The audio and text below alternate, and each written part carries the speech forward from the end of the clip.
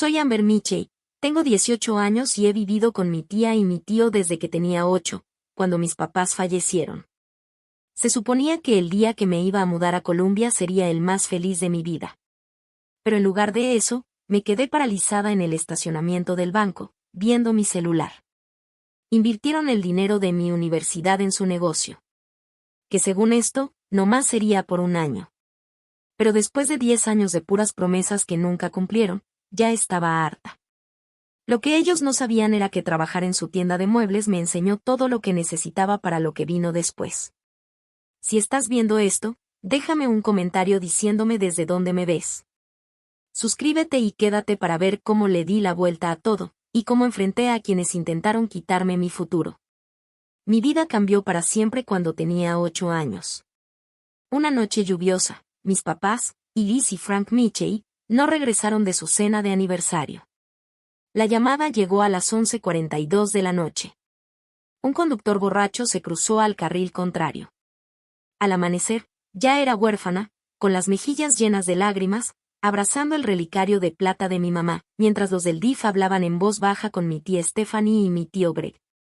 «Vas a vivir con nosotros ahora, mi amor», me dijo la tía Stephanie, rodeándome con su brazo. «Nos vamos a hacer cargo de todo». Al principio, parecía que me habían salvado. Me dieron el cuarto que antes era de mi primo Tyler. Él apenas tenía 5 años y encantado compartía la recámara de visitas con todos sus juguetes. El tío Greg me hizo una repisa preciosa de madera de roble. La tía Stephanie me ayudó a acomodar mis peluches, justo como los tenía en casa. Durante los primeros meses, hablaban mucho de mis papás. «Tu mamá estaría bien orgullosa de lo valiente que eres». «Oh, a tu papá también le encantaba ese libro». Tenían fotos de ellos en la sala y cada domingo, después de misa, me llevaban a visitarlos al panteón. A pesar de todo, yo me sentía afortunada. Las cosas fueron cambiando poco a poco. Cuando cumplí 10 años, casi ya no hablaban de mis papás. Y si yo preguntaba algo sobre ellos, mi tía me ponía cara seria. «Mejor enfócate en el presente, Amber. A tus papás no les gustaría que te clavaras en cosas tristes», me decía. Fue más o menos por ese tiempo que los escuché por primera vez hablar de la póliza del seguro de vida de mis papás. Resulta que me habían dejado más de $300,000 en un fideicomiso, que no podía tocar hasta que cumpliera los 18. La mitad era específicamente para la universidad. «Ese dinero nomás está ahí», sin usarse, escuché decir al tío Greg una noche, creyendo que yo ya estaba dormida. «Con ese capital podríamos hacer crecer el negocio». «Ese fideicomiso es para el futuro de Amber», le respondió la tía Stephanie, pero su voz no sonaba muy convencida. Mitchell's Custom Furniture era un negocio pequeño cuando mis papás estaban vivos. Solo el tío Greg y 2 empleados trabajaban en un taller atrás de la casa. Pero con el dinero del seguro, rentaron una sala de exhibición en el centro y contrataron a 5 carpinteros más. Cuando tenía 12, el negocio ya estaba despegando. «Deberías sentirte orgullosa», me dijo el tío Greg la primera vez que visité la sala de exhibición. «Tus papás nos están ayudando a construir algo muy especial». A los 14 empecé a trabajar ahí después de la escuela y también los fines de semana. Al principio me emocionaba. Sentía que conectaba con mi papá, que amaba trabajar la madera. Contestaba llamadas, organizaba papeles y con el tiempo aprendí a usar el software de contabilidad.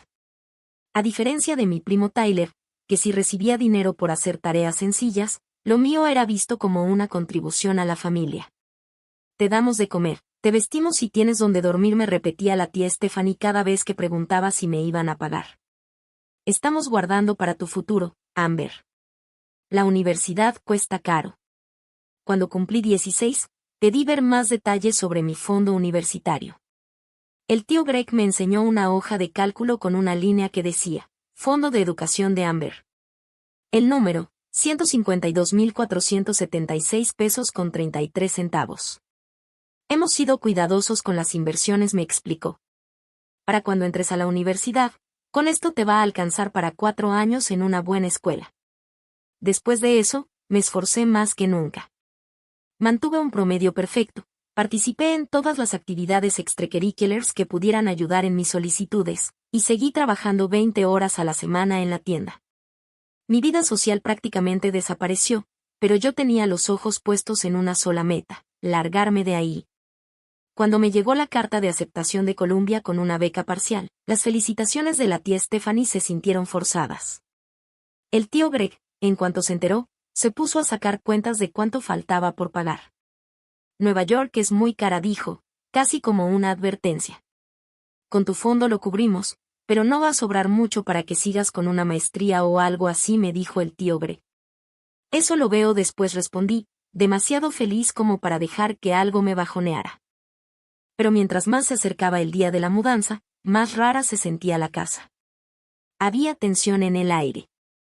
Mi tía se le olvidó llevarme a comprar cosas para el dormitorio de la universidad hasta que se lo recordé 3 veces. El tío Greg empezó a decir que la casa se iba a sentir muy vacía sin mí.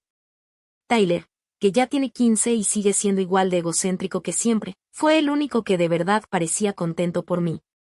Tráeme una sudadera de colia, me pidió bromeando. Las morras en la escuela van a pensar que está bien chida. 2 semanas antes de irme, saqué el tema de los gastos de la universidad. Le dije al tío Greg que ya necesitábamos transferir el dinero para el primer semestre. Lo mencioné mientras cenábamos. Él se aclaró la garganta y dijo: lo vemos el fin de semana, primero tengo que organizar unos papeles. Pero el fin de semana vino y se fue, y nadie dijo nada. Llegó la última semana y seguía sin haber planes claros para mover el dinero. Me empezó a dar una ansiedad horrible en la panza, pero traté de ignorarla.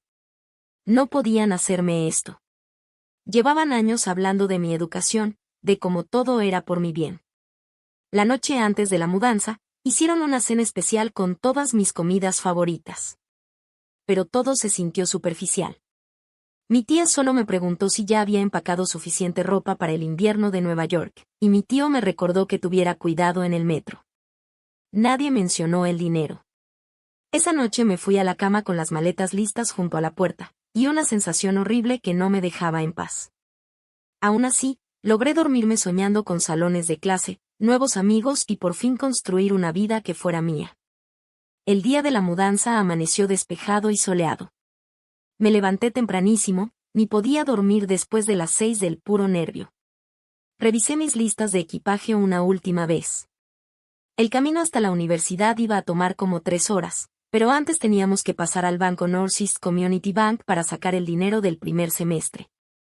El tío Greg había mencionado de pasada, durante el desayuno del día anterior, que pasaríamos por ahí antes de llegar al campus. Mi mejor amiga Megan vino a despedirse. Éramos uña y mugre desde cuarto de primaria, y ahora ella se iba a una universidad estatal, mientras yo me lanzaba a Columbia. Mándame mensaje cuando llegues, sí, me dijo abrazándome bien fuerte. Quiero ver fotos de todo. Vas a venir en octubre, ¿verdad? Le dije que sí, aguantándome las lágrimas. Ni los caballos salvajes me detendrían, prometí. Cuando Megan se fue, noté que la tía Stephanie nos observaba desde la ventana de la cocina. Su cara no decía nada claro. Era como si no supiera si estaba triste, preocupada o algo más. Ella se volteó rápido cuando nuestras miradas se encontraron. El tío Greg metió mis maletas a su camioneta sin decir una sola palabra. Él, que siempre hablaba hasta por los codos de política, deportes o lo que fuera, ahora solo me respondía con gruñidos o monosílabos. La tía Stephanie andaba como mosca, dando vueltas a mi alrededor, preguntándome si no se me había olvidado el cepillo de dientes, el cargador del celular, las botas para la lluvia. Cosas que ya le había dicho 1000 veces que sí llevaba. Tyler me dio un abrazo medio incómodo de lado. No te olvides de mi sudadera, murmuró, y luego se fue a su cuarto, poniéndose los audífonos para jugar. A las 9:30 de la mañana salimos por la cochera. Volteé a ver una última vez la casa donde había vivido los últimos 10 años. Nunca fue un hogar de verdad, pero era el único lugar que conocía desde que perdí a mis papás. Y, aun con todo, sentí un nudo en el pecho. Primero pasamos al banco del Northeast, ¿no? Asintieron. El tío Greg ya estaba por agarrar la autopista cuando cruzó una mirada con la tía Stephanie. Sí, dijo después de una pausa que se sintió eterna. Vamos a parar ahí primero. El camino al banco duró como 20 minutos, en un silencio denso, incómodo. Yo trataba de distraerme viendo el programa de orientación de Columbia en mi celular, conteniendo la emoción pese a la tensión que se sentía en el ambiente. Cuando por fin llegamos, el tío Greg estacionó, pero no se bajó. En lugar de eso, volteó hacia mí desde el asiento del conductor. Amber, hay algo de lo que tenemos que hablar. El tono de su voz me puso la piel de gallina. La tía Stephanie miraba fijo al frente, con las manos apretadas sobre el regazo. ¿Qué pasa?, pregunté, apenas en un susurro. El negocio ha tenido unos meses complicados, empezó él. Problemas con proveedores, inflación, la cosa se puso difícil. Yo asentí, esperando que siguiera. Tuvimos que tomar decisiones complicadas para que no se nos viniera abajo todo esto, se aclaró la garganta.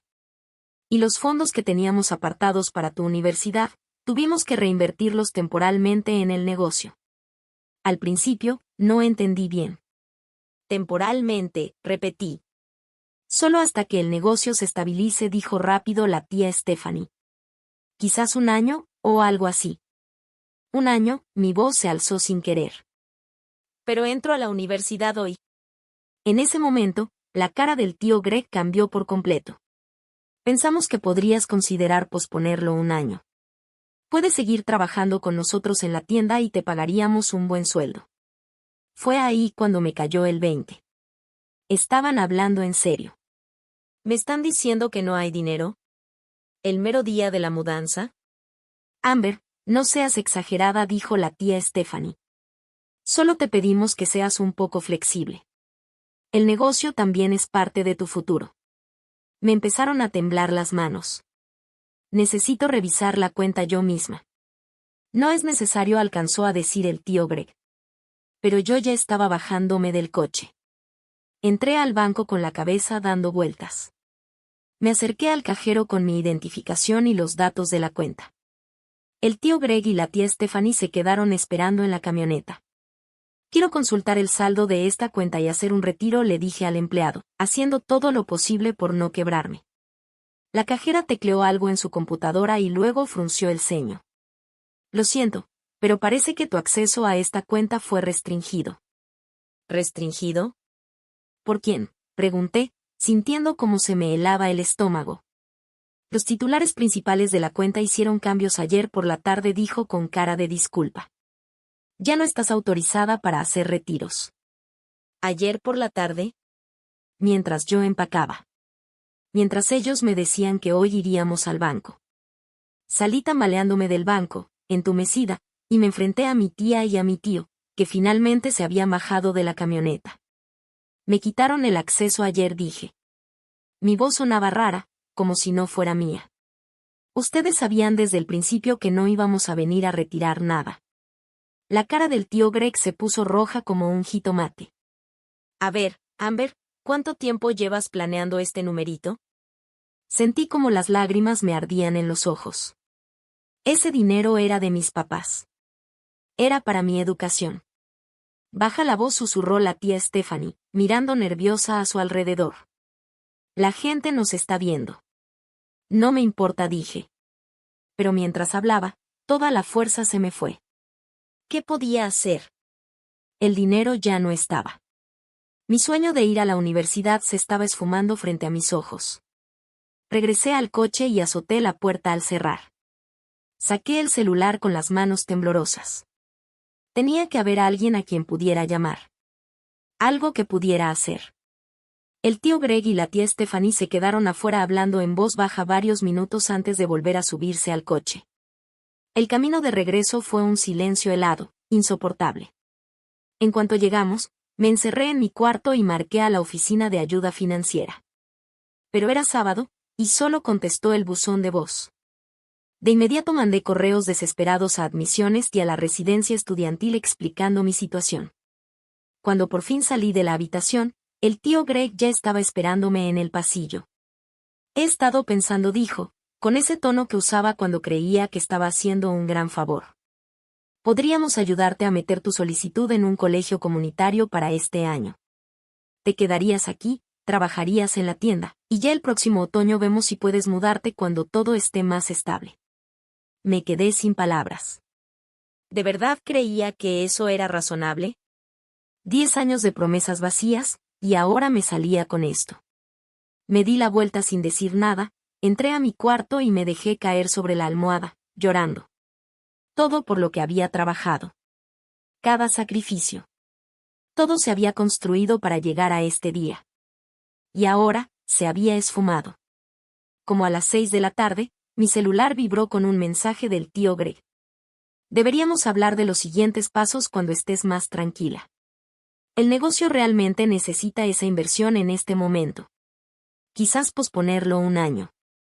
Ese mensaje, tan indiferente a mis sueños, tan descarado respecto al robo de mi futuro, fue lo que finalmente transformó mi desesperación en determinación.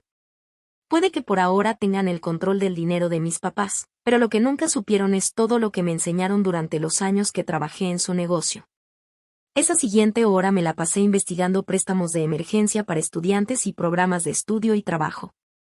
Calculé cuánto me alcanzaban mis ahorros personales, unos 3,200 pesos que había juntado entre cumpleaños, propinas en la tienda y lo poco que había podido guardar. No era suficiente para todo, pero tal vez sí para llegar al campus y decidir después qué hacer. A las 8 de la noche salí de mi cuarto con mis maletas en mano. Me voy, le solté a mi tía y a mi tío. Ambos me vieron con cara de sorpresa. Ya veré cómo le hago con el dinero. No digas tonterías, se burló la tía Stephanie. No puedes pagarlo. Miren, me dije, mientras pedía un Uber desde el celular, ignorando sus amenazas y gritos. Cuando el coche llegó, el tío Greg hizo un último intento. Si te vas así, ni pienses que vamos a sacarte del apuro cuando fracases. Lo miré directo a los ojos. Nunca esperé nada de ustedes que no me hubiera ganado. 3 horas después, llegué al campus de Columbia con 2 maletas, una mochila, y 3,187 pesos a mi nombre. Me temblaban las manos mientras me formaba para registrarme en la residencia. Casi esperaba que me dijeran que mi lugar había sido cancelado, pero no. Todavía estaba reservado. Mi roomie, Julia, ya se estaba instalando cuando entré a nuestra habitación. De su lado, todo parecía sacado de una revista, ropa de cama de diseñador, gadgets caros, hasta luces decorativas. Me saludó súper amable y se ofreció a ayudarme con las maletas. Mis papás solo fueron a estacionarse, me explicó. Nos van a llevar a cenar para celebrar. Deberían venir tú y tu familia. Forcé una sonrisa. Mi familia no pudo venir. Estoy sola. Mejor. Más champaña para nosotras, dijo riendo. Mi papá siempre me da un vasito a escondidas cuando mi mamá no ve. Mientras desempacaba mis poquitas cosas, me di cuenta de que no podía contarle la verdad ni a Julia ni a nadie. Todavía no. La humillación estaba demasiado fresca. En lugar de eso, le mandé un mensaje a Megan. Ya llegué al campus. Pero pasó algo horrible. Mi primera semana en Columbia fue una mezcla entre actividades de orientación, clases introductorias y una ansiedad constante por el dinero. Sonreía durante los recorridos por el campus y asentía en los talleres sobre responsabilidad financiera, todo mientras hacía cálculos mentales sobre cuánto me iban a durar mis ahorros antes de quedarme oficialmente sin techo.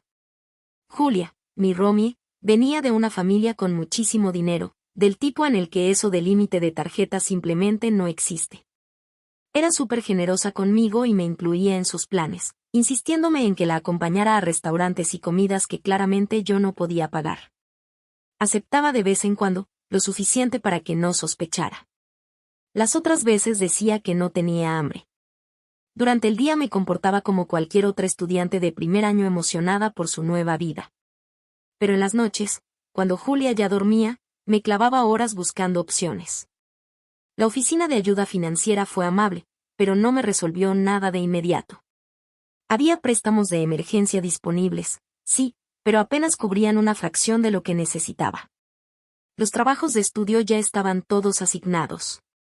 Me postulé a todas las becas cuyas fechas límites seguían abiertas, pero las decisiones tardaban semanas, incluso meses. La quinta noche, frustrada y sintiéndome al borde, me acordé de algo. Aún tenía las credenciales para entrar al software de contabilidad del negocio familiar, FastBooks Pro. Ese verano me había encargado de las cuentas por pagar mientras la contadora estaba de incapacidad por maternidad.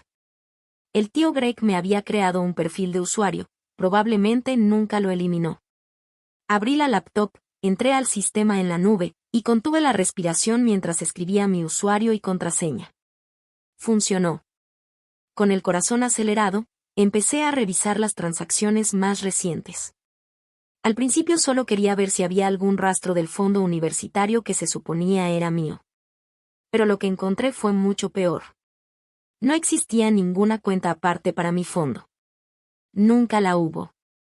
Solo parecía como una partida más dentro de la contabilidad general del negocio, bajo el nombre de Reserva Educativa AM. Y según los registros, esa reserva había estado disminuyendo poco a poco durante años, no creciendo como decía el tío Greg. Cada retiro estaba etiquetado como una transferencia interna, pero no pude ver de inmediato a dónde se había ido el dinero.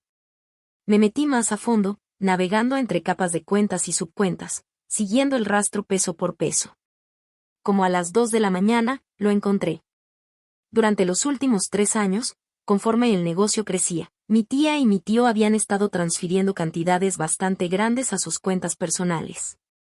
Las descripciones eran vagas, cosas como distribución de socios o bono de gestión, pero las cifras eran enormes. Mientras me decían que la empresa estaba en crisis, se compraron una cabaña junto al lago por $249,000, un bote por $68,000. Y 2 carros de lujo con un valor total de más de $150,000. Todo ese tiempo me repitieron que no había dinero suficiente para pagar mi universidad. Me temblaban las manos del coraje mientras descargaba estados de cuenta y tomaba capturas de pantalla. Esto no era solo una promesa rota. Esto era robo.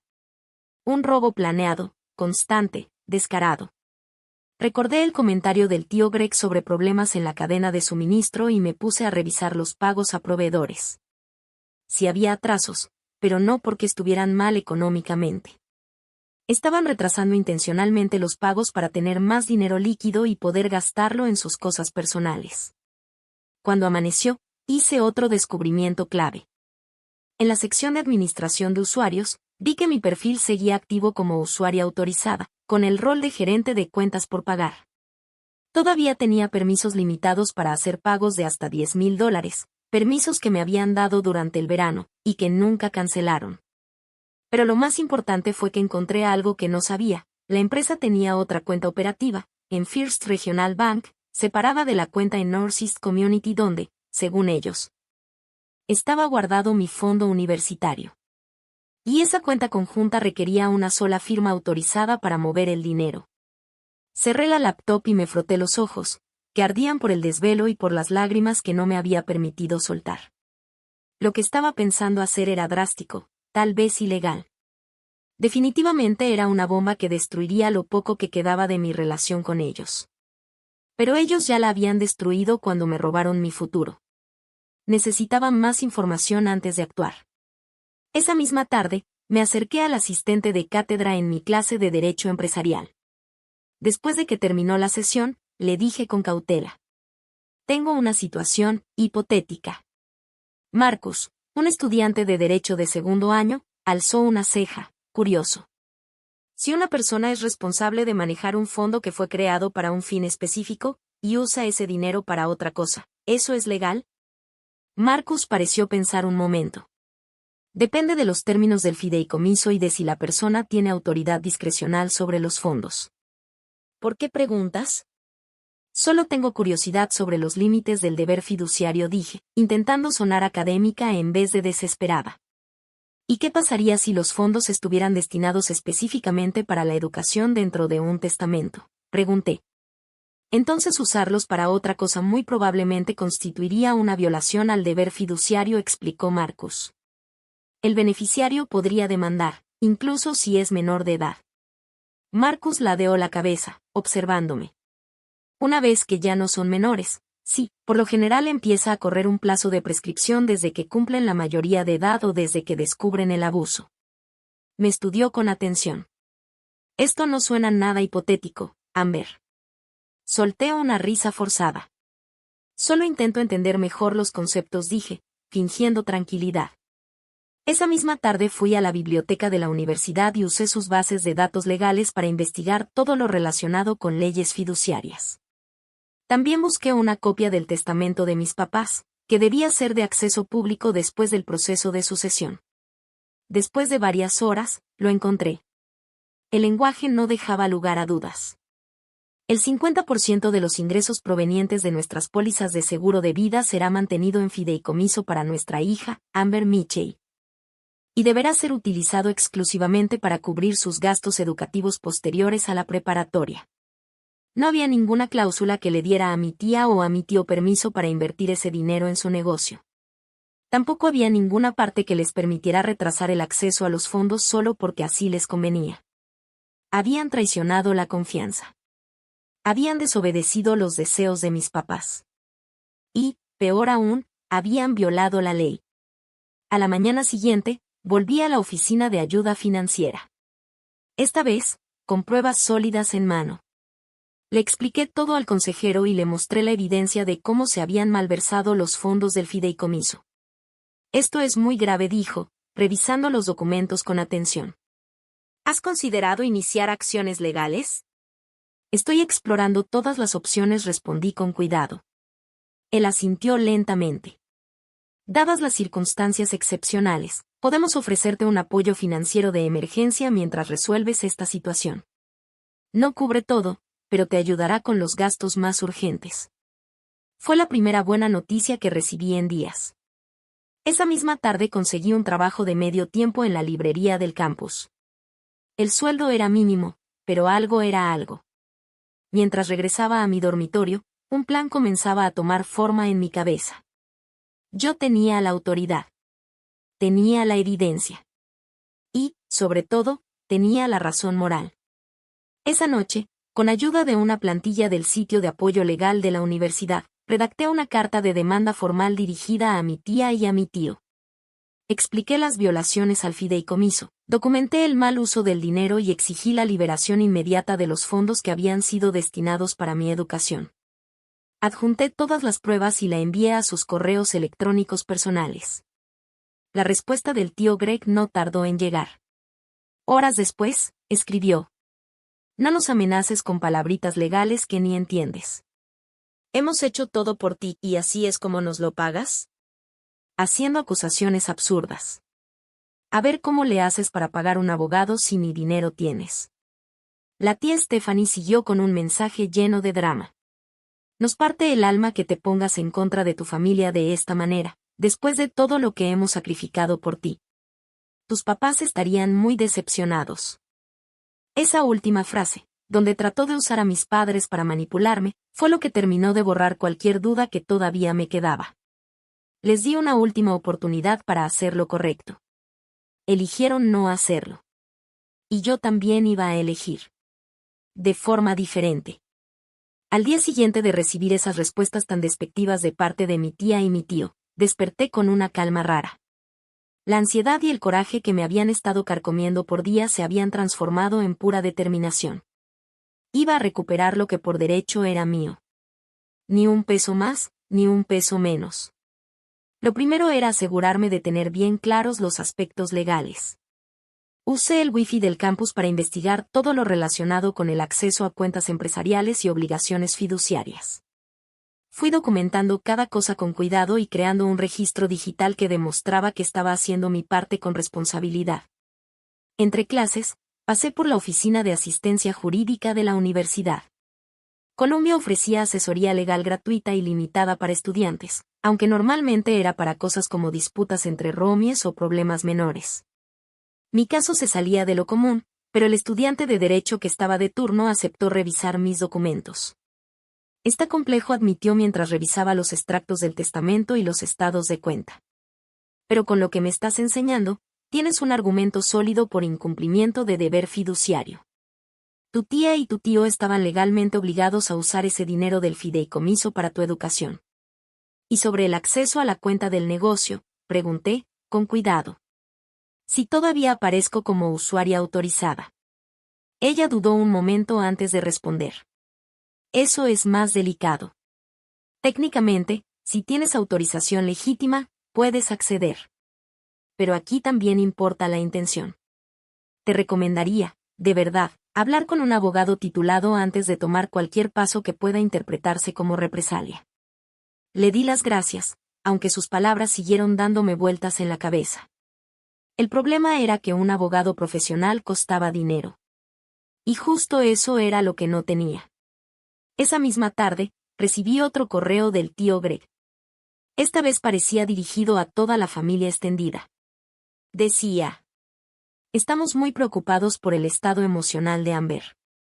Está haciendo acusaciones completamente infundadas y amenazando con demandarnos.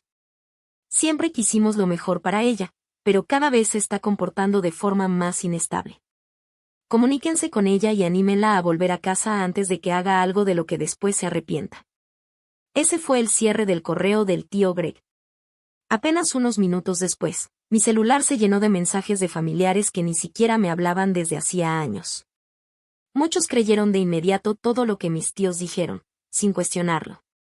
Algunos pocos estaban confundidos. Solo mi abuela, la mamá de mi papá, me pidió que le contara mi versión de los hechos. Le mandé todo: copias del testamento, estados de cuenta, pruebas de sus compras de lujo, y nuestros últimos correos electrónicos. Horas más tarde, me respondió: siempre me pregunté qué había pasado con ese dinero. Tu papá era muy cuidadoso con lo que te dejaba para el futuro. Debí hacer más preguntas cuando Stephanie y Greg de pronto empezaron a expandir su negocio. Lo siento muchísimo, Amber. Su apoyo me dio más fuerza. Esa misma noche, hice un inventario detallado de los fondos mal usados. Calculé exactamente cuánto se había gastado realmente en mi educación. La cifra final fue de $151,237,82. No era el $1,500,000 que el tío Greg me había enseñado una vez en una hoja de Excel, pero era lo suficientemente cercano como para confiar en mi estimación. No se trataba de venganza ni de sacarles más. Solo quería recuperar lo que era mío. Exactamente eso. Nada más. El siguiente paso fue asegurar todo desde el lado técnico. Cambié todas mis contraseñas, activé la verificación en 2 pasos en cada cuenta, e hice copias de seguridad cifradas de toda la evidencia. También descargué la app del banco que me permitiría acceder remotamente a la cuenta empresarial. Durante toda esta preparación, seguí asistiendo a clases, entregando tareas y trabajando en la librería del campus. Algunos profesores incluso comentaron sobre mi nivel de enfoque y dedicación, sin tener ni idea del otro frente que estaba librando al mismo tiempo. Julia, mi roomie, notó que pasaba muchas noches en vela, pero asumió que era por el estudio. Eres súper dedicada, me dijo una noche, admirada. Yo apenas puedo mantenerme despierta con las lecturas. Le sonreí con esfuerzo, solo intentando mantenerme al día con todo. El jueves por la noche, justo una semana después de haber descubierto la verdad sobre mi fondo, alguien tocó a mi puerta. Era una visita que no esperaba, Tyler. Estaba visiblemente incómodo entre los edificios del campus. Mamá y papá no saben que estoy aquí, dijo en cuanto nos sentamos en una banca afuera de mi residencia. Creen que estoy en el entrenamiento de básquet. ¿Por qué viniste?, le pregunté. De verdad no entendía. Tyler y yo nunca habíamos sido tan cercanos. Raspó su zapato contra el suelo. Han estado peleando todo el tiempo desde que te fuiste. Papá anda muy nervioso con algo de las cuentas del negocio. Mamá insiste en que deberían darte dinero para que ya te calles. Me miró directo. ¿Qué está pasando realmente, Amber? Así que le conté todo. No me interrumpió ni una vez. Su cara fue cambiando, primero dudosa, luego sorprendida, y finalmente enojada. Esto es un desmadre, dijo al final. No tenía ni idea. O sea, sabía que la cabaña y el yate eran carísimos. Pero pensé que el negocio iba re bien. Le confirmé que no iba tan bien como para justificar esos gastos y al mismo tiempo negarme el fondo universitario. Se quedó callado unos segundos. ¿Y qué vas a hacer? Lo miré detenidamente, pensando cuánto contarle exactamente. Tyler seguía siendo un niño en muchos sentidos, atrapado entre sus papás y su propia noción de lo que estaba bien y lo que no. Voy a asegurarme de poder seguir en la escuela, le dije al fin. Eso es todo lo que puedo decir por ahora. Él asintió despacio. Creo que mis papás están mal en todo esto, pero siguen siendo mis papás. Lo entiendo, respondí. Y de verdad lo entendía. No tenía por qué elegir bando. Después de que Tyler se fue, me sentí más firme, animada por su visita. Hasta su propio hijo podía ver que lo que estaban haciendo no era justo, aunque su lealtad estuviera, con razón, dividida. Esa noche terminé de afinar mi plan. A las 8 en punto de la mañana siguiente, justo cuando el banco abría pero antes de que la mueblería empezara operaciones, entraría a la cuenta empresarial compartida. Transferiría exactamente $151,237.82 a una nueva cuenta que ya había abierto en otro banco. Iba a documentar todo con cuidado, paso a paso, y dejaría un informe detallado explicando exactamente qué tomé y por qué. Casi no dormí esa noche. Iba y venía entre la certeza de estar haciendo lo correcto, y el miedo de estar cometiendo un error que podría costarme todo. Como a las 4 de la mañana, abrí la laptop una vez más y escribí una entrada en mi diario. Nunca quise que esto llegara hasta aquí. Lo único que pedí fue lo que mis papás querían para mí, una educación. La tía Stephanie y el tío Greg tomaron su decisión cuando usaron mi fondo. Ahora yo estoy tomando la mía. Esto no es un robo. Es una recuperación. Esto no es venganza. Es justicia. Y pase lo que pase mañana, al menos voy a saber que me defendí, cuando nadie más lo hizo. Cerré la laptop y, por fin, me quedé dormida. Un sueño intranquilo, sí, pero necesario. Mi alarma estaba programada para las 7:30 de la mañana. La luz de la mañana apenas se filtraba por las persianas cuando el despertador sonó. Julia seguía dormida, roncando suavecito, como si todo fuera un día cualquiera. Ese pequeño sonido cotidiano me hizo sentir que el mundo todavía giraba, a pesar de lo que estaba a punto de hacer. Apagué la alarma en cuanto sonó y me senté en la cama, sorprendida de lo clara que tenía la mente a pesar de haber dormido tan poco. Había llegado el punto sin retorno. Me metí a bañar y me vestí con cuidado, eligiendo una blusa formal y un pantalón serio en lugar de mi ropa típica de la universidad. Si ese día acababa en problemas legales, por lo menos quería parecer alguien que se había tomado esto con toda la seriedad del mundo. A las 7:55 exactas, ya estaba sentada frente a mi escritorio. Abrí la laptop. Sabía que la tienda no abría hasta las 10, y que el tío Greg nunca revisaba nada antes de tomarse su café a las 9:30. Tenía una ventana pequeña, pero suficiente. Primero, inicié sesión en mi correo y mandé un mensaje que ya tenía preparado para la tía y el tío. Estoy ejerciendo mi derecho de recuperar los fondos que, según el testamento de mis papás, estaban destinados para mi educación. Adjunto un desglose completo del monto exacto, junto con toda la documentación correspondiente.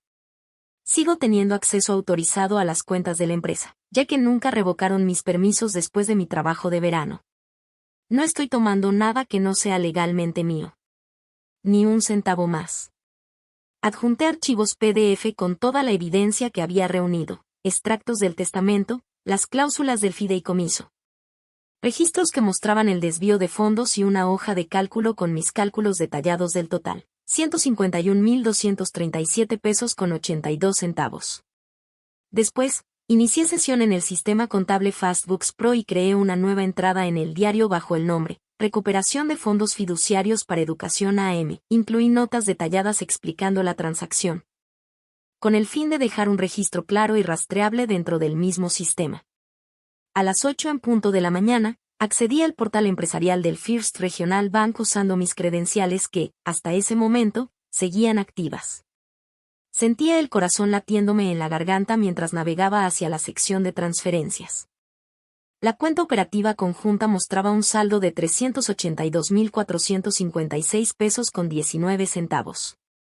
Había más que suficiente para cubrir el monto que necesitaba sin poner en riesgo la nómina ni los pagos a proveedores.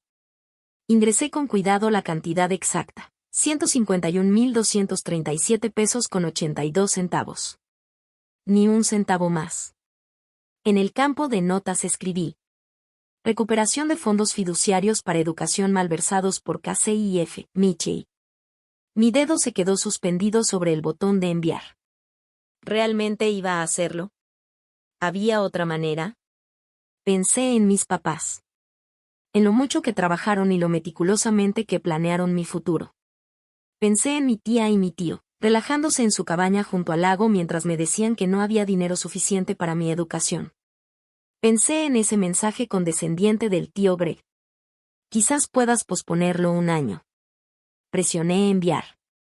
El sistema me pidió el token de seguridad, un código de 6 dígitos generado por la app de autenticación en mi celular. Lo ingresé sin titubear. Transferencia en proceso. La pantalla tardó unos segundos y luego cambió. Transferencia completada.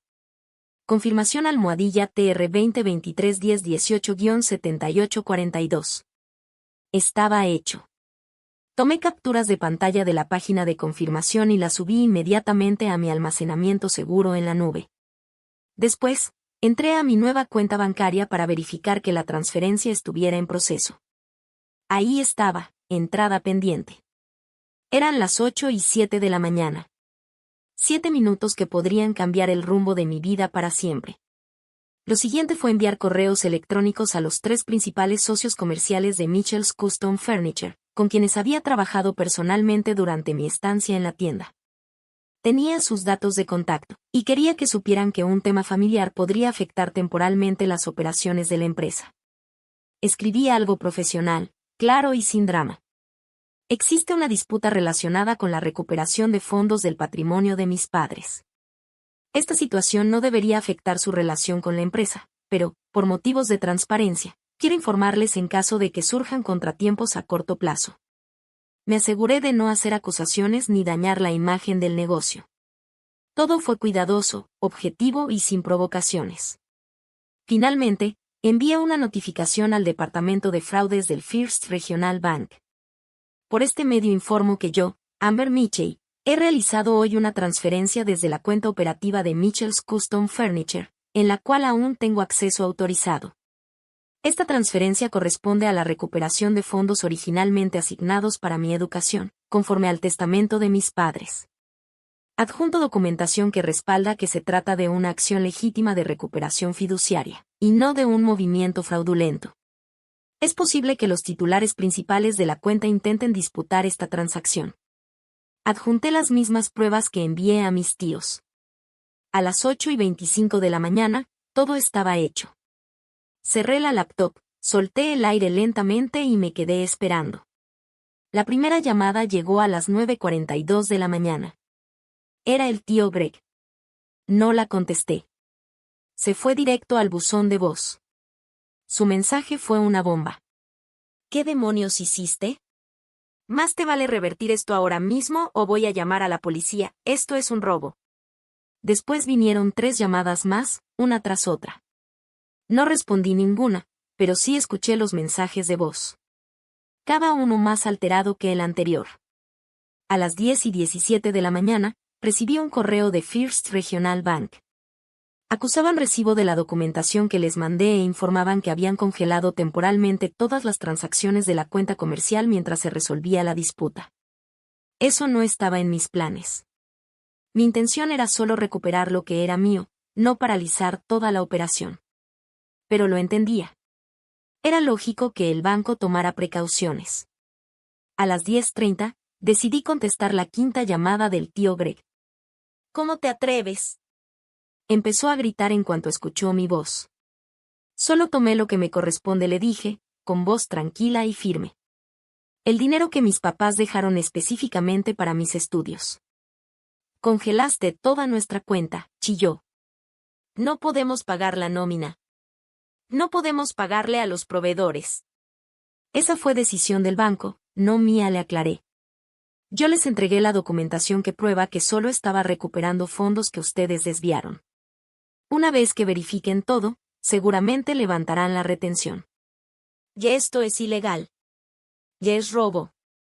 Voy a llamar a nuestro abogado ahora mismo. Por favor, hazlo, respondí. Seguro les interesará saber cómo violaste tu deber fiduciario usando mi fideicomiso educativo para comprarte una cabaña en el lago, y un bote. Se quedó callado un momento. Lo había hecho pensar. ¿Cómo supiste eso? Tengo todos los registros, tío Greg. Cada transferencia, cada compra, cada mentira. Y te mandé copias esta mañana.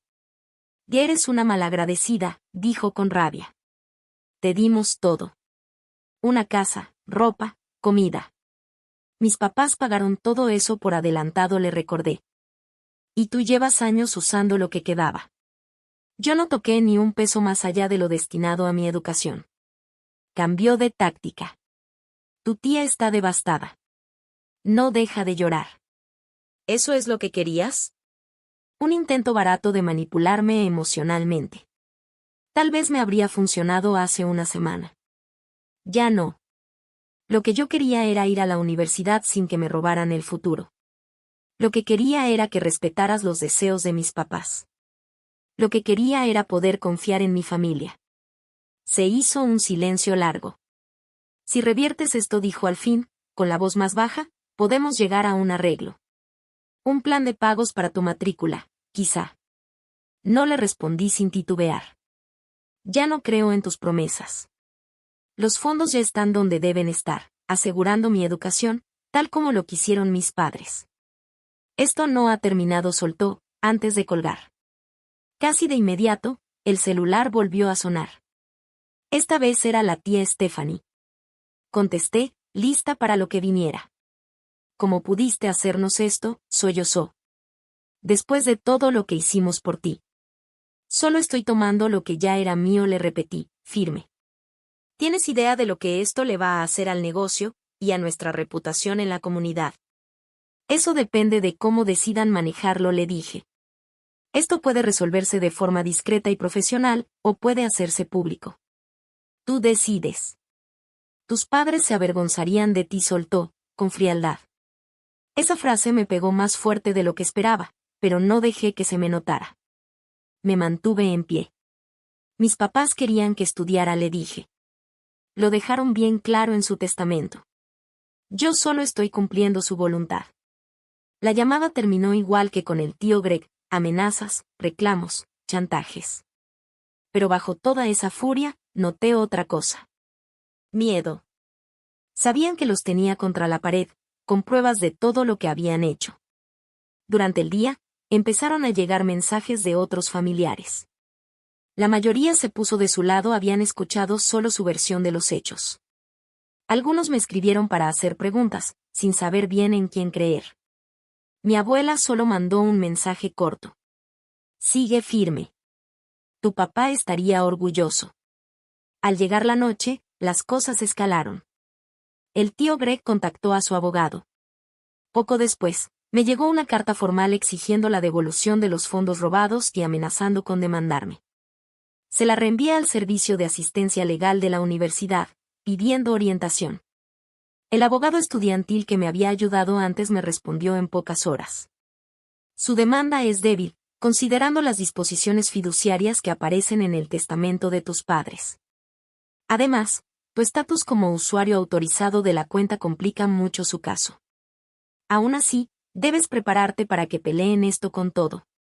¿Quieres que te recomiende un abogado que trabaje por comisión? Le agradecí y acepté su recomendación. Mientras tanto, Tyler me escribió desde un número nuevo. Tuve que conseguir un cel de prepago. Mis papás me quitaron el mío cuando se enteraron que te fui a ver. La casa es un caos. Mi papá no para de decir que te va a destruir, cueste lo que cueste. Ten cuidado. Su mensaje me preocupó, aunque no me sorprendió. Le agradecí y le dije que ya había tomado medidas para protegerme. Esa noche, Julia notó que andaba inquieto. ¿Estás bien?, me preguntó. Has estado pegado al teléfono todo el día. Problemas familiares, nada más, respondí. No era mentira. Está complicado. Te entiendo, dijo con una mirada comprensiva. Mis papás se divorciaron cuando tenía 12, fueron años como vivir en la Segunda Guerra Mundial. Si necesitas algo, aquí estoy. Asentí, agradecido. Me conmovió que se preocupara, aunque no conocía ni la mitad de la historia. Ya estaba por dormirme cuando mi celular vibró con una notificación de correo. Era del First Regional Bank. Después de revisar la documentación proporcionada por todas las partes, hemos determinado que la transferencia en disputa parece estar relacionada con un asunto de fideicomiso privado, y no con una actividad fraudulenta en la cuenta. Por lo tanto, hemos levantado la congelación de la cuenta operativa de la empresa. Sin embargo, recomendamos a todas las partes buscar asesoría legal adecuada para resolver este tema de forma definitiva. Fue una pequeña victoria.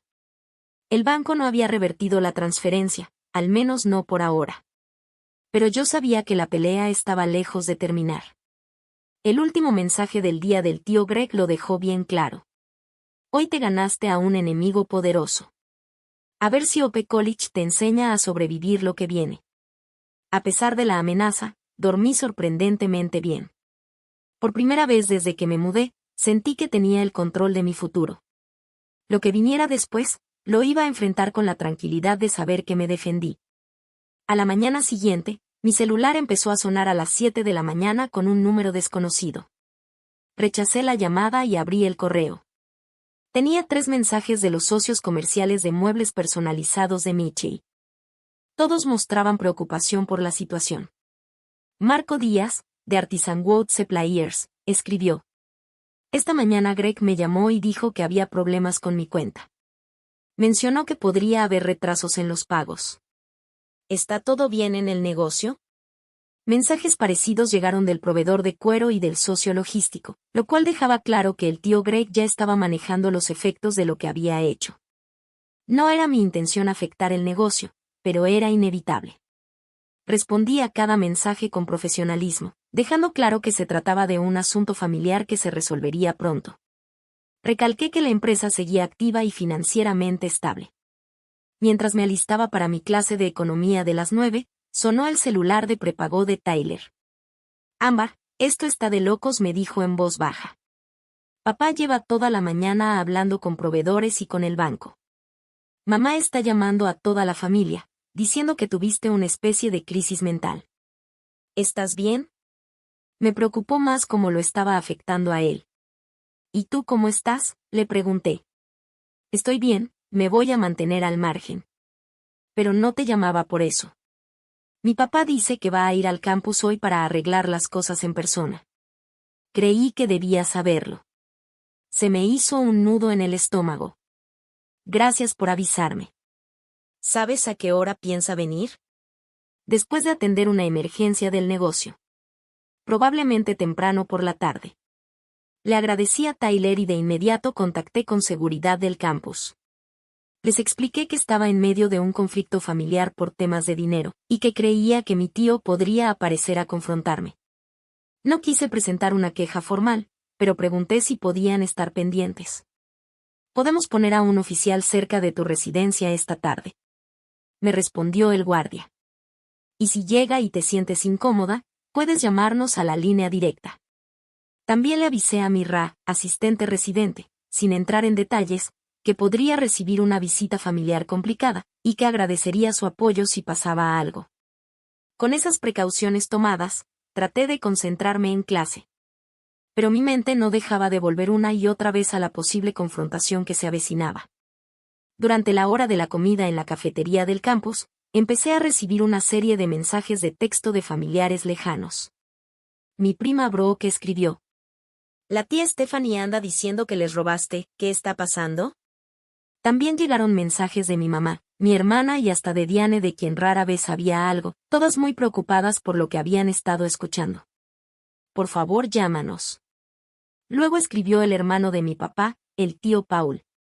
Siempre tuve dudas sobre cómo Greg y Stephanie manejaron el dinero de sus papás. Avísame si necesitas ayuda.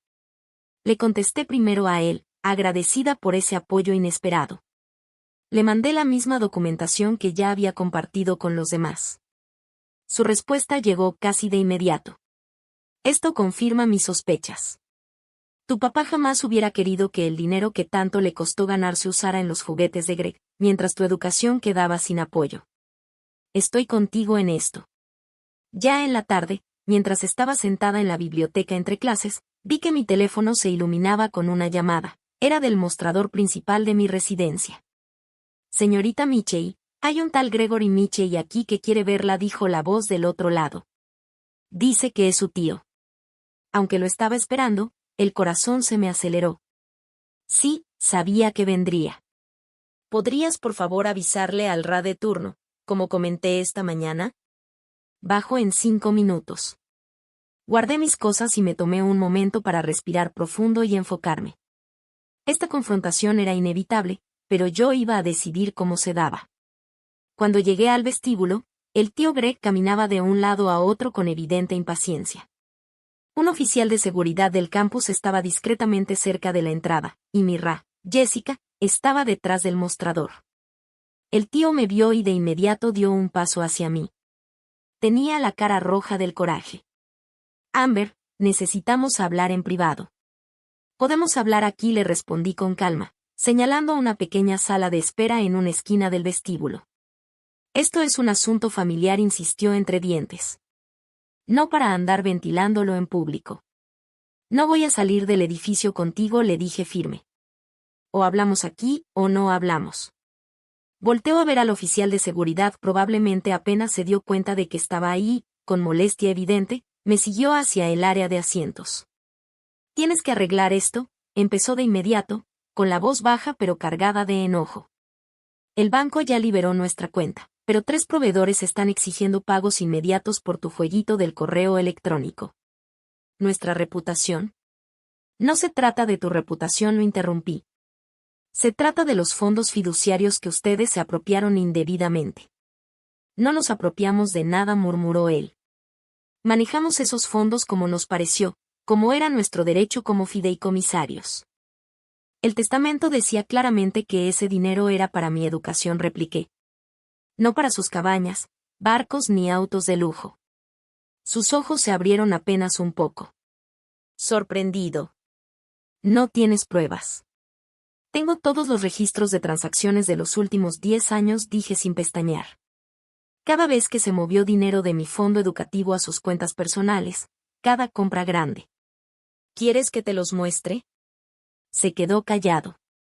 Me miró de nuevo, esta vez evaluándome con cuidado. Yo no era la sobrina dócil que él pensaba manipular con su simple presencia. Mira, dijo al fin, con un tono más tranquilo, casi intentando sonar razonable. Podemos arreglar esto, dijo.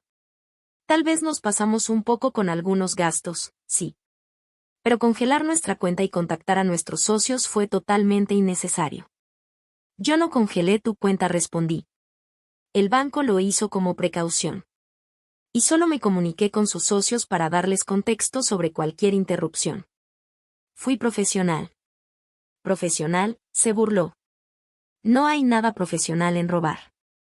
Recuperar, lo corregí. Recuperé lo que ya era mío. La conversación siguió en ese mismo ciclo durante casi media hora. Alternaba entre amenazas, súplicas apelando a la familia y propuestas de negociar con evidente desgano. Pero yo me mantuve firme. Ese dinero era mío por derecho, y solo tomé lo que estaba específicamente destinado para mi educación. Finalmente, al ver que no lograba nada, el tío Greg se levantó. Esto no ha terminado, Amber. Ni de broma. Ya contactamos a nuestro abogado, y pronto sabrás de él. Perfecto, contesté con calma. Estoy lista para explicarle a un juez exactamente cómo gasté mi fondo universitario. Mientras él salía furioso del vestíbulo, Jessica, mi RA, se acercó. ¿Estás bien? Eso se vio intenso. Estoy bien, le aseguré, aunque mis manos temblaban un poco. Cosas de familia. Si necesitas algo, ya sabes dónde encontrarme, me dijo con amabilidad. Cuando volví a mi habitación, encontré a Julia acomodando su ropa. Oye, ¿ese era tu papá el que vi en el vestíbulo? Se veía medio enojado. Mi tío, la corregí. Y sí, tenemos un desacuerdo con algunos temas de dinero familiar. Ella asintió, sin presionar para saber más. Voy a la biblioteca, ¿quieres venir? Tal vez te ayude a distraerte un rato. Le agradecí, pero rechacé la invitación con cortesía. Necesitaba tiempo para procesar todo lo que acababa de pasar. Ya sola, llamé a Marisa Tornon, la abogada que me habían recomendado en la oficina de apoyo legal. Ella se especializa en casos de disputas fiduciarias. Después de contarle mi situación y revisar la documentación que le mandé, me dijo: con base en todo lo que me has contado, tienes un caso sólido. Tu tía y tu tío claramente incumplieron su deber como fiduciarios. Sin embargo, la forma en que recuperaste los fondos es poco convencional. ¿Fue ilegal?, pregunté directo. No está del todo claro cuál era tu estatus como usuaria autorizada en esa cuenta, explicó. Pero sin duda estás en una zona gris. Un juez podría interpretarlo de diferentes formas, según las circunstancias. Aún así, creo que podemos defender tus acciones con la evidencia que tienes sobre la apropiación indebida. Aceptó representarme si el asunto llegaba a los tribunales, y me ofreció una tarifa reducida por mi situación económica. Esa noche, me volvió a llamar Tyler. Mamá se apareció en la escuela y me sacó de clases temprano, dijo molesto. Dice que tenemos que presentar un frente familiar unido en tu contra. Están pensando en poner una denuncia ante la policía por robo, me dijo. No lo van a hacer, contesté con más seguridad de la que en realidad sentía. Un reporte policial haría que todo se volviera público, incluyendo la forma en que se gastaron el dinero del fideicomiso. Su abogado les va a decir que no les conviene. Ojalá tengas razón, respondió, porque están muy enojados. Lo que pasó al día siguiente me agarró completamente desprevenida. Al parecer, el tío Greg se había comunicado con la administración de Columbia, alegando que yo estaba atravesando una crisis de salud mental, y pidiendo que intervinieran. Me mandaron llamar a la oficina de asuntos estudiantiles, donde un consejero, visiblemente preocupado, me explicó la situación. Su tío ha expresado serias dudas sobre su bienestar emocional y su capacidad para tomar decisiones importantes. Claro que sí, dije con sarcasmo, sin poder ocultar el tono amargo en mi voz. Entonces le mostré los mismos documentos que ya había presentado antes. Los extractos del testamento, las pruebas del dinero desviado. El resumen de la asesoría legal. Después de revisar todo con calma, me dijo: ya veo. Parece que esto es más bien una disputa legal, no un tema de salud mental. Y aunque siempre estamos aquí para apoyar su bienestar, la universidad no va a intervenir en lo que claramente es un asunto privado. Sentí un enorme alivio. El intento del tío Greg de usar a la universidad en mi contra había fracasado. Más tarde ese mismo día, llegó una carta formal del abogado de Greg, exigiendo que devolviera los fondos y amenazando con demandarme por conversión de activos comerciales si no cumplía en menos de 72 horas. Le mandé todo a Marisa, y me respondió casi de inmediato: justo lo que esperábamos. No te preocupes. Su argumento es débil con la evidencia que tenemos. Voy a redactar una respuesta explicando por qué su demanda no tiene fundamento. Y además plantearemos nuestra contrademanda por incumplimiento del deber fiduciario. En los días siguientes, todo empezó a moverse muy rápido. Varios otros familiares comenzaron a contactarme, después de recibir documentos que les mandó mi abuela o el propio Greg, quienes ahora estaban apoyando activamente mi versión. La opinión dentro de la familia empezaba a volverse a mi favor. Mientras tanto, me enfoqué por completo en mis clases y en el trabajo. Me negué a dejar que esta situación arruinara mi educación. Eso por lo que tanto había peleado para lograr. Una semana después de la transferencia, me llegó un correo inesperado de la tía Stephanie. Ámbar, esto ya se salió de control. Greg está obsesionado con pelear contigo. Pero nuestro abogado nos dijo que nuestra posición no es tan fuerte como pensábamos. ¿Estarías dispuesta a hablar sobre un posible acuerdo? Queremos resolver esto sin seguir dañando a la familia ni al negocio. Antes de contestar, lo consulté con Marisa. Estoy dispuesta a dialogar, respondí finalmente. Pero cualquier resolución tiene que garantizar que mi educación estará financiada. Y que se reconozca la violación de confianza que hubo. Le propuse que nos reuniéramos con nuestros respectivos abogados presentes. 2 días después, Estábamos sentados en una sala de juntas dentro de la oficina de Marisa. Frente a nosotras estaban el tío Greg, la tía Stephanie y su abogado. La tensión se podía cortar con un cuchillo.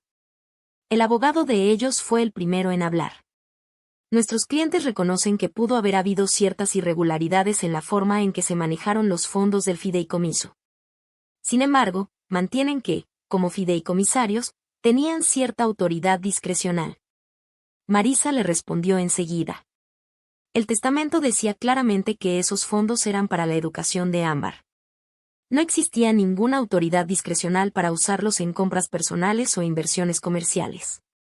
Después de varias horas de negociación, logramos llegar a un acuerdo tentativo. Yo conservaría los fondos recuperados para pagar mis estudios. Y ellos firmarían una declaración en la que reconocían que esa cantidad representaba la distribución completa y adecuada del fideicomiso educativo que dejaron mis padres. A cambio, yo firmaría un acuerdo de confidencialidad sobre todo lo ocurrido. Y retiraría mis documentos de los archivos de sus socios comerciales. Mientras revisábamos el borrador del acuerdo, el tío Greg hizo un último intento por aferrarse al control. Vamos a necesitar supervisión sobre cómo se gastan esos fondos, insistió. Queremos asegurarnos de que se usen únicamente para fines educativos. De ninguna manera, respondió Marisa antes de que yo pudiera decir una palabra. Mi clienta es mayor de edad. Los fondos son suyos, y debieron estar bajo su control desde que cumplió 18 años. La tía Stephanie puso una mano firme sobre el brazo del tío Greg justo cuando él iba a replicar. Déjalo, Greg. Ya se acabó. Y parecía que de verdad lo entendía. Se le fue la pelea del cuerpo, como si lo abandonara de golpe. Lo vi más viejo de lo que jamás lo había visto, como si por fin lo estuviera alcanzando el peso de sus decisiones. Mientras nos alistábamos para firmar, los miré directamente a los dos. Esto nunca fue lo que yo quería, les dije. Lo único que pedí fue que respetaran la voluntad de mis papás. El tío Greg no levantó la vista, pero la tía Stephanie me sostuvo la mirada. En su rostro había algo de rencor, y tal vez un poco de vergüenza. Hicimos lo que creímos mejor, murmuró, sin mucha convicción. Por ustedes, corregí en voz baja. No por mí. Y no por lo que mis papás querían. Y con eso, firmamos el acuerdo. La batalla legal había terminado. Pero las heridas familiares tomarían mucho más tiempo en sanar, si es que algún día sanaban. Un mes después de firmar, me senté en una banca que daba al patio principal de Columbia. Veía a los estudiantes correr a clase o tirarse sobre el pasto a tomar el sol de otoño. Por fin, mi vida empezaba a parecerse a algo estable.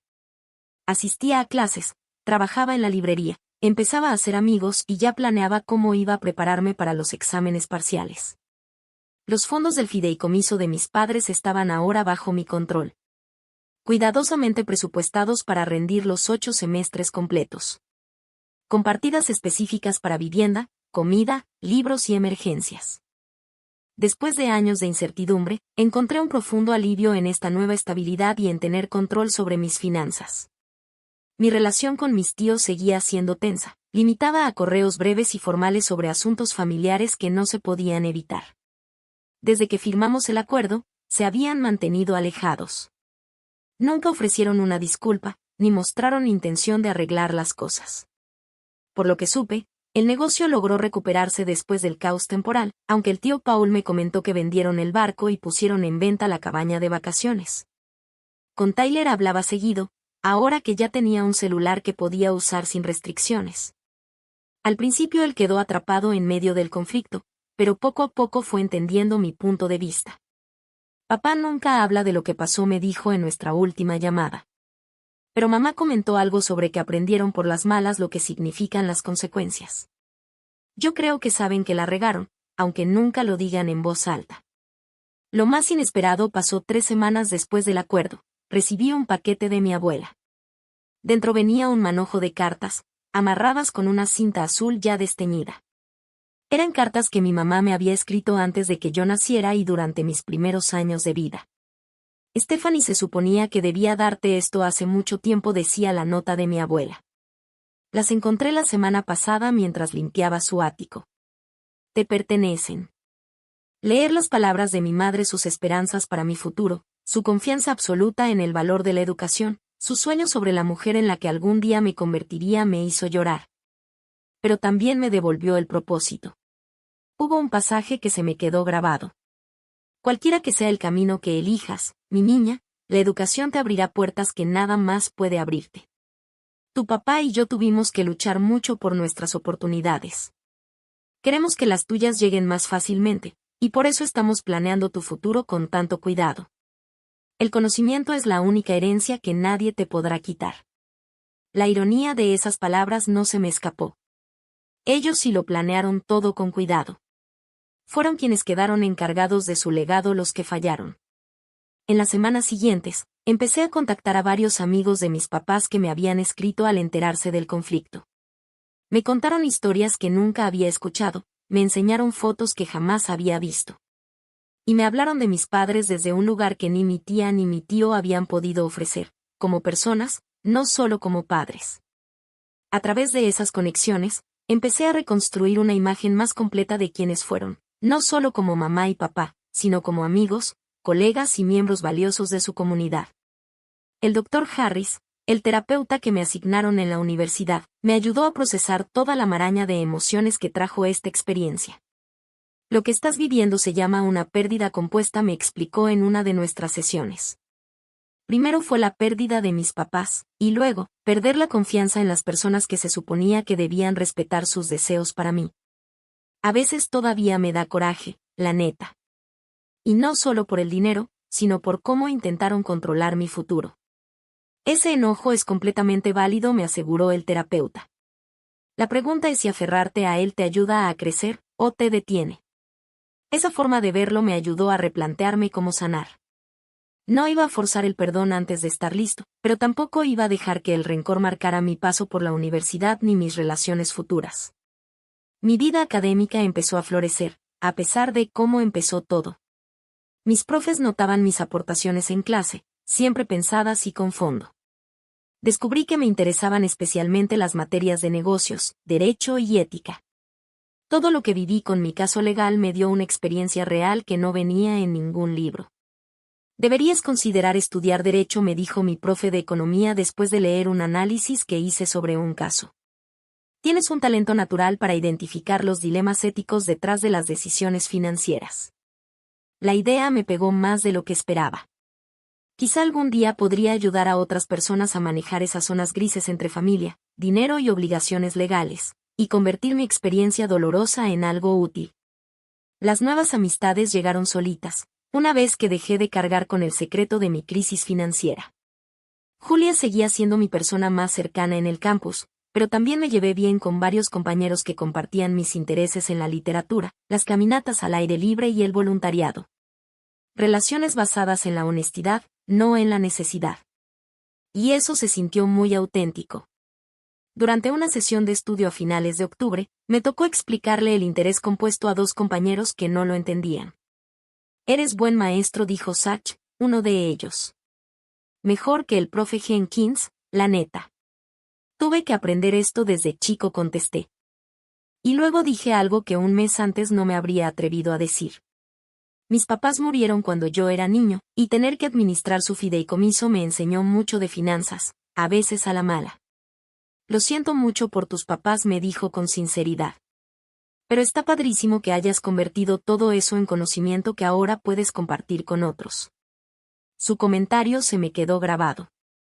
Me hizo darme cuenta de algo importante. Yo podía decidir cómo me marcó mi historia. El dolor y la traición habían sido reales, sí. Pero no tenían por qué ser lo único que quedara de todo eso. En noviembre, decidí poner límites firmes con algunos familiares que, al principio, se pusieron del lado de mis tíos sin siquiera escucharme. Escribí un correo grupal. Estoy dispuesto a reconstruir relaciones, pero necesito que se reconozca lo mucho que dolió que me juzgaran sin saber los hechos. Muchos respondieron con disculpas sinceras y con ganas de reconectar. Otros, en cambio, siguieron distantes. Acepté ambas reacciones con una paz cada vez más profunda, entendiendo que no podía controlar lo que hacían los demás, solo cómo respondía yo. Pensando en lo que venía, Empecé a buscar pasantías de verano que se relacionaran con mi interés en la ética empresarial y el derecho fiduciario. También comencé un pequeño fondo con las ganancias de mi librería. Apartaba unos cuantos pesos cada semana con un objetivo a largo plazo: crear una beca para estudiantes que, como yo, habían perdido a sus papás y enfrentaban dificultades económicas para poder estudiar. La cantidad era simbólica por ahora, apenas lo que cuesta un libro de texto, pero el simple hecho de empezarla representaba mi compromiso con romper los ciclos de control financiero y abrirle camino a otros. Una noche a principios de diciembre, ya casi para cerrar el semestre, iba de regreso a mi dormitorio después de una sesión larga en la biblioteca. El campus estaba en silencio, los edificios recortados contra el cielo nocturno. Y de repente, me invadió una sensación fuerte, casi abrumadora, de pertenencia. A pesar de todo lo que había pasado, o tal vez justo por eso, supe sin dudarlo que estaba en el lugar correcto. Ya en mi cuarto, abrí mi diario y escribí.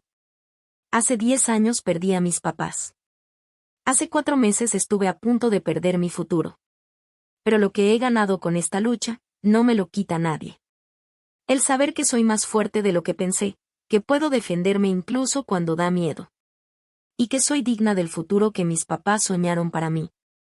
Todavía no tengo claro todo el camino, pero por primera vez, ese camino es mío.